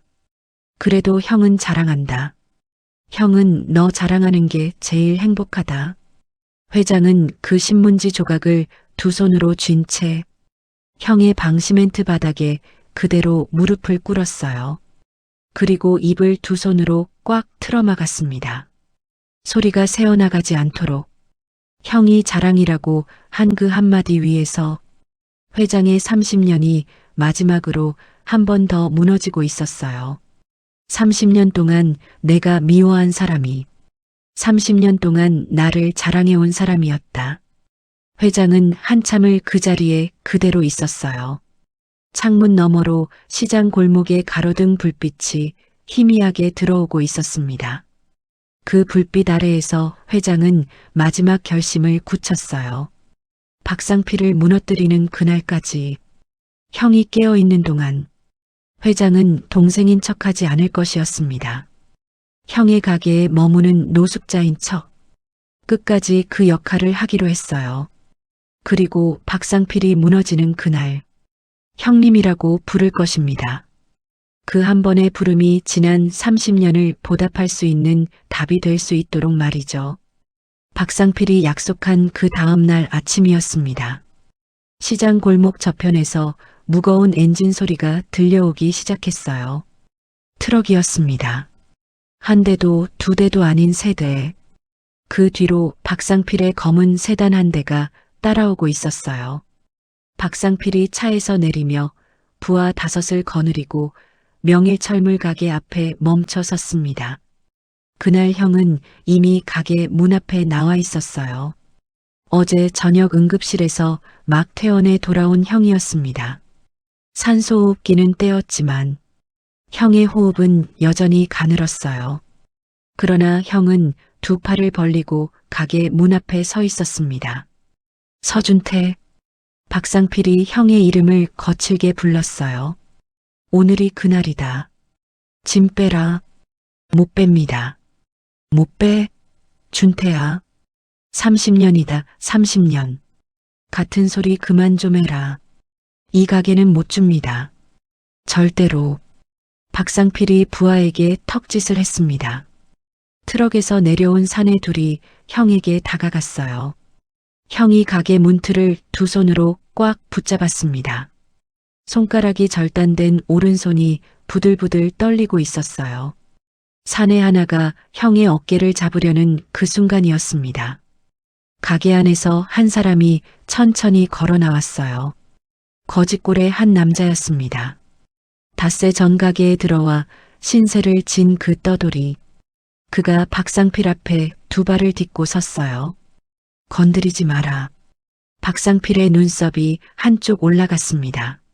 아, 거지 새끼. 너 여기가 어디라고 끼어들어. 비켜. 못 비키겠는데. 회장의 목소리가 달라졌어요. 닷새 동안 시장에서 들려왔던 투박하고 거친 떠돌이의 말투가 아니었습니다. 낮고 고요하고 한 글자 한 글자에 무게가 실린 목소리였어요. 부하 둘이 회장에게 다가가 양쪽 팔을 잡으려는 순간 회장이 점퍼 안주머니에서 휴대폰을 꺼냈습니다. 버튼 하나를 짧게 눌렀어요. 3초쯤 지났을까? 시장 입구 쪽에서 엔진 소리가 한꺼번에 들려왔습니다. 한 대가 아니었어요. 2대, 3대, 5대. 검은색 세단이 줄지어 시장 앞 도로를 메우기 시작했습니다. 시장 골목 전체가 순간 조용해졌어요. 가장 앞차에서 내린 것은 조 팀장이었습니다. 단정한 정장에 서류 가방을 든 채 빠른 걸음으로 회장에게 다가왔어요. 그 뒤로 정장 차림의 남녀가 줄지어 내렸습니다. 대주그룹 법무팀 변호사들이었어요. 맨 마지막 차량에서 내린 것은 경찰이었습니다. 수사 사과 조끼를 입은 형사 5이 차에서 내리는 모습에 박상필의 부하들이 동요하기 시작했어요. 조 팀장이 회장 앞에 섰습니다. 회장님, 준비 완료됐습니다. 회장님이란 한마디가 시장 골목의 공기를 완전히 바꿔놓았어요. 상인들의 눈이 휘둥그레졌고 박상필의 부하들이 서로 얼굴을 마주봤습니다. 박상필의 표정에도 처음으로 균열이 생겼어요. 회장이 천천히 몸을 돌렸습니다. 해진 점퍼의 지퍼를 내렸어요. 한쪽 어깨에서 그리고 반대쪽 어깨에서 흙먼지가 묻고 술 냄새가 배고 빗물 자국이 겹겹이 남은 그 점퍼가 시장 바닥 위로 떨어졌습니다. 그 아래에서 드러난 것은 조 팀장이 미리 전해둔 검은색 셔츠였어요. 구겨진 점퍼 안에 숨겨져 있던 것 치고는 놀라울 만큼 단정한 차림이었고 무엇보다 달라진 것은 옷이 아니라 눈빛이었습니다. 그 눈에는 노숙자의 흔적이 남아있지 않았어요. 이조원의 제국을 맨손으로 일군 사람의 눈이었고 30년 동안 자기 형을 짓밟은 자의 숨통을 조여올 준비가 끝난 사람의 눈이었습니다. 내 형을 30년 지옥에 가둔 자야. 이제 니놈 차례다. 박상필의 얼굴이 일그러졌어요. 뭐야? 너 누구야? 회장은 대답 대신 조 팀장을 향해 고개를 끄덕였습니다. 법무팀 수석 변호사가 앞으로 나섰어요. 피고발인 박상필. 1995년 10월 영천 가공공장 산업재해 산재은닉. 동사건 작업자 서준태 명의 도용사문서 위조. 1995년부터 현재까지 서준태에 대한 강요, 협박, 사기, 이자제한법 위반, 동일수법으로 영천 일대 상인 17명에게 적용된 동종 범죄, 총 7건의 혐의에 대해 형사 고발이 접수되었습니다. 강제 체포 영장입니다. 수사 사과 형사들이 앞으로 나왔어요. 수갑을 든 손이 박상필의 팔에 닿았습니다. 박상필이 뿌리치려 했어요. 그러나 이미 도망칠 곳은 없었습니다. 시장 입구는 검은 세단으로 막혀 있었고 골목 양쪽에는 대주그룹 경호 인력이 서 있었으니까요. 수갑이 채워지는 찰칵 소리가 시장 골목에 울렸습니다. 잠깐 너 누군데? 누군데 나한테 이래? 회장이 박상필 앞으로 한 걸음 다가섰습니다. 그리고 30년 동안 한 번도 입에 올린 적 없는 자기 본명을 말했어요. 서준영, 서준태의 친동생이다. 박상필의 눈이 뒤집혔습니다. 입이 벌어졌지만 아무 소리도 나오지 않았어요. 30년 전 자기가 빼돌린 등록금, 자기가 가로챈 산재 합의금, 자기가 위조한 가짜 차용증, 그 모든 것의 끝에 서 있어야 할 그 동생이 지금 자기 앞에 서 있었습니다. 박상필이 끌려가는 동안에도 박상필은 회장의 얼굴에서 시선을 떼지 못했어요. 그 모습을 마지막으로 박상필은 경찰 차량 안으로 밀려 들어갔습니다. 차문이 닫히고 엔진이 걸리고 검은 유리창 너머로 박상필의 일그러진 얼굴이 스쳐 지나갔어요. 시장 골목이 한순간 고요해졌습니다. 회장이 천천히 몸을 돌렸어요. 가게 문 앞에 형이 서 있었습니다. 형은 가게 문틀을 두 손으로 잡은 채 그 모든 광경을 바라보고 있었어요. 30년 동안 자기가 매일 갚아온 그 가짜 빚의 정체, 자기 손가락 셋을 잘라간 그 사고의 진실, 그리고 자기가 30년 동안 기다려온 그 동생이 거짓골로 자기 가게에 들어와 닷새를 살았다는 것. 그 모든 것이 형의 머리 위로 한꺼번에 쏟아지고 있었습니다. 회장이 형 앞으로 걸어갔어요. 그리고 시장 골목 시멘트 바닥 한복판에 두 무릎을 꿇었습니다. 2조 원짜리 거래 테이블에서도 고개를 숙인 적 없는 사람이 허름한 시골 철물점 앞에서 무릎을 꿇었어요. 그리고 형의 잘린 오른손을 두 손으로 감싸 쥐었습니다. 형님, 회장의 입에서 그 한 글자가 나왔어요. 30년 만에 처음으로 입 밖으로 나온 그 한 글자였습니다. 형의 몸이 흔들렸어요. 형, 미안해요. 정말 미안해. 30년 동안 형을 미워했어. 형이 가족을 버리고 도망간 줄 알았어. 그게 거짓말인 줄도 모르고, 형 손가락 셋이 나 때문이라는 것도 모르고, 30년 동안 형을 미워하면서 살았어. 회장의 눈물이 형의 잘린 손 위로 떨어졌습니다. 형이 보내려고 한 편지 87통 다 봤어. 형이 모은 신문 스크랩도 다 봤어. 형이 손님한테 자랑한 그 사진도 다 봤어. 형은 30년 동안 한 번도 나를 안 잊었구나. 한 번도.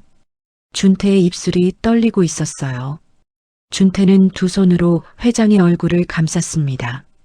그리고 30년 동안 한 번도 만져보지 못한 동생의 얼굴을 한참 동안 더듬었어요. 이마, 눈썹, 그 왼쪽 눈썹 끝에 작은 흉터. 그 작은 자국 위에서 형의 손이 멈췄습니다. 그 흉터는 형이 만든 자국이었어요. 어렸을 적 형이 회장을 등에 업고 가다 넘어졌을 때 생긴 자국. 30년이 지나도 그 자리에 그대로 있는 자국이었습니다. 준영아. 형의 목소리가 갈라졌어요. 준영이가 맞구나. 우리 준영이가. 손가락이 절단된 손으로 회장의 머리를 끌어안고 형은 30년 동안 한 번도 흘리지 못한 눈물을 그 자리에 모두 쏟아냈어요. 시장 상인들이 두 형제를 둘러싸고 서 있었습니다. 누군가가 박수를 치기 시작했어요. 1명, 2명, 그리고 골목 전체로 퍼져나갔습니다.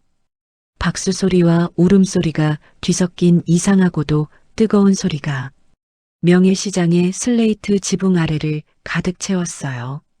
김영자가 앞치마로 얼굴을 가리고 한 발짝 떨어진 곳에서 울고 있었습니다.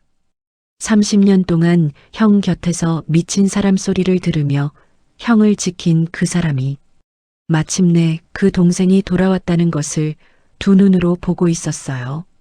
가을바람이 시장 골목으로 한 줄기 불어왔습니다.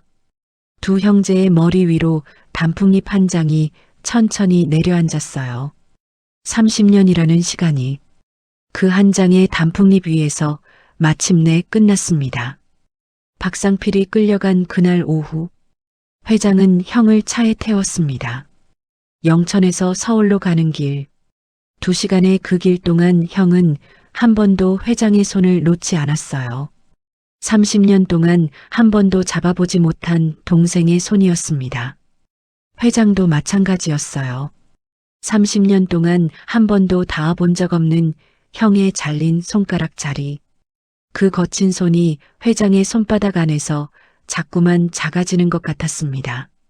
서울 강남의 대학병원.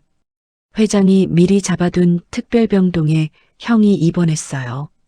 진폐증 신약 임상시험 1차 대상자로 형이 선정된 것은 그 다음 주였습니다. 의사는 시한부 진단을 6개월에서 1년 이상으로 연장할 가능성이 있다고 했어요. 임상시험 첫 주사를 맞은 다음 날 아침, 형이 병실 침대 위에서 회장에게 말했습니다. 준영아, 네 형. 형은 영천 가야 해. 형님 여기서 치료받으셔야 해요. 치료는 받겠다. 그런데 영천 가서 받을 거야. 가게 두고 어떻게 여기 오래 있어. 명일시장 사람들 다 내 식구야. 회장은 그 말을 더 막을 수 없었어요. 형이 30년 동안 지켜온 사람들이었습니다. 매일 새벽 골목을 쓸고 부서진 호미를 무료로 고쳐주고 폐지 줍는 할머니에게 군고구마를 배달한 그 사람들이 있는 곳. 형에게 영천은 단순한 가게가 아니었어요. 30년 동안 동생을 기다린 자리였습니다. 그래서 회장은 방법을 바꿨어요. 형이 영천을 떠나지 않겠다면 영천을 바꾸면 되니까요. 2달 뒤 명일시장에 공사 가림막이 세워졌습니다. 상인들은 처음에 불안해했어요. 박상필이 남기고 간 재개발 공포가 아직 가시지 않았으니까요. 그러나 이번에는 달랐습니다. 공사 안내 현수막에 적힌 내용은 철거가 아니라 리모델링이었어요. 그 아래에는 대주그룹 로고가 선명하게 박혀 있었습니다. 회장은 시장을 허물지 않았어요. 대신 낡은 슬레이트 지붕을 걷어내고 비를 막으면서도 햇살이 들어오는 투명 지붕을 올렸습니다. 좁아서 사람 둘이 지나기 어렵던 골목은 폭을 넓히되 기존 상인들의 자리는 한 곳도 빼앗기지 않도록 설계했어요. 가게마다 단열과 배수를 새로 했고 공영 화장실과 쉼터를 깔끔하게 지었습니다. 그리고 시장 입구 가장 눈에 잘 띄는 자리에 새 건물 하나가 올라갔어요. 명일산업재해 피해자 지원센터. 간판 아래 작은 글씨로 이렇게 적혀 있었습니다. 이 센터는 30년 동안 잘린 손가락 셋을 안고 동생을 기다린 한 형의 이야기에서 시작되었습니다. 형은 그 간판을 보고 한참 동안 말이 없었어요. 회장이 옆에서 형의 표정을 살피고 있었습니다. 형이 갑자기 손을 들어 회장의 등을 가볍게 때렸어요. 야, 이런데 돈 쓸 거면 시장 상인들 장사 미천이나 보태주지. 그것도 했어요. 명일시장 상인분들 전원 무이자 운영 자금 지원해 드렸고요. 시장 공동 물류 시스템도 구축했어요. 그리고 박상필한테 30년간 갚으신 사채 이자 12억 그것도 다 환수했어요. 일부는 형 통장으로, 일부는 같은 피해를 본 영천 일대 상인 17분께 돌려드렸습니다. 형이 회장을 한번 올려다 봤어요. 그리고 입을 열려다 다물었습니다. 다시 열려다 또 다물었어요. 결국 형은 한마디만 했습니다. 아주 대단하다 대단해. 그 말을 하면서 형의 눈가에는 살짝 물기가 어려 있었고 다음날 회장은 시장 입구에서 형과 김영자를 함께 만났습니다. 김영자가 회장 앞에 서더니 두 손을 이마에 가져다 댔어요. 회장님, 그동안 우리 형 씨한테 잘해줘서 고마워. 누님, 회장님이 나를 누님으로 불러도 되나 몰라. 누님이시죠? 30년 동안 우리 형 옆에서 형을 지켜주신 분이잖아요. 그게 어떤 자리인지 제가 알아요. 누님이 안 계셨으면 형은 30년 못 버티셨을 겁니다. 제가 평생 누님께 갚아야 할 빚이 있어요. 김영자가 앞치마로 얼굴을 가렸습니다. 30년 동안 옆 가게에서 형을 미친 사람이라고 부르는 사람들 사이에 혼자 서 있던 그 사람의 어깨가 그날 처음으로 가늘게 떨렸어요. 어머니 기일이 한 달 앞으로 다가온 어느 날이었습니다. 회장이 형의 병실에 와서 말했어요. 형님 다음 달 어머니 기일에 같이 가시겠어요? 형은 한참을 천장만 바라봤어요. 그러다 천천히 고개를 끄덕였습니다. 가야지. 30년 동안 너 다녀가기 전에만 다녀왔잖니. 이번에는 너랑 같이 가야지. 기일 그날 회장과 형은 새벽 첫 차로 안성 부모님 산소로 향했습니다. 산기슭 좁은 흙길을 형이 조금만 올라도 숨이 가빠졌어요. 회장이 형 앞에 쪼그려 앉았습니다. 형님, 제가 업어드릴까요? 내가 무슨 어린애냐. 됐다. 어차피 천천히 가도 점심 전에 도착해요. 그런데 형이 숨이 차서 자꾸 멈추면 어머니 못 만나요. 형이 한참을 망설이다 회장의 등에 천천히 몸을 기댔어요. 회장이 형을 업고 일어섰습니다. 형의 몸은 30년 만에 처음 회장의 등 위에 얹혔어요. 회장은 그 무게를 한 발 한 발 디디며 산길을 올라갔습니다. 형이 회장의 등에 뺨을 기대고 작은 목소리로 말했어요. 준영아, 네 형. 형이 8살 너 이렇게 업고 학교 데려다 줬는데 35년 만에 내가 너한테 업혀보네. 그러게요. 내가 그때 한 번도 무겁다고 투정한 적 없어. 그건 너한테 자랑하고 싶다. 형 가벼운 거 그게 저는 너무 미안해요. 이제 좀 살이 찌세요. 시끄러 이놈아. 회장이 작게 웃었어요. 등 위에서 형도 작게 웃었습니다. 두 형제의 웃음소리가 가을 산기슭에 잠시 흩어졌어요. 산소 앞에 도착해 회장은 형을 천천히 내려놓았습니다. 비석 앞에서 두 형제가 나란히 섰어요. 형이 점퍼 안주머니에서 작은 막걸리 한 병을 꺼냈습니다. 회장이 한 해 전에 산비탈 아래로 던져 깨뜨렸던 것과 똑같은 그 막걸리. 준영아, 이거 어머니가 좋아하셨다. 네 형. 회장은 비석 앞에 막걸리 한 병을 두 손으로 받쳐 올려놓았어요. 그리고 형 옆에 나란히 무릎을 꿇었습니다. 두 형제가 어머니에게 30년 만에 함께 절을 올렸어요. 절을 올린 뒤 형이 비석에 천천히 손을 얹었습니다. 어머니, 우리 준영이 데려왔어요. 30년 걸렸어요. 미안해요. 어머니, 회장도 비석에 손을 얹었어요. 어머니, 형 데려왔어요. 더는 형 미워하지 않아요.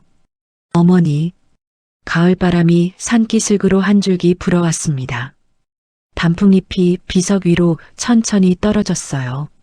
30년 전 그 어느 가을, 어머니가 화병으로 누우셨던 그 가을 이후, 처음으로 두 아들이 함께 어머니 앞에 와 있었습니다.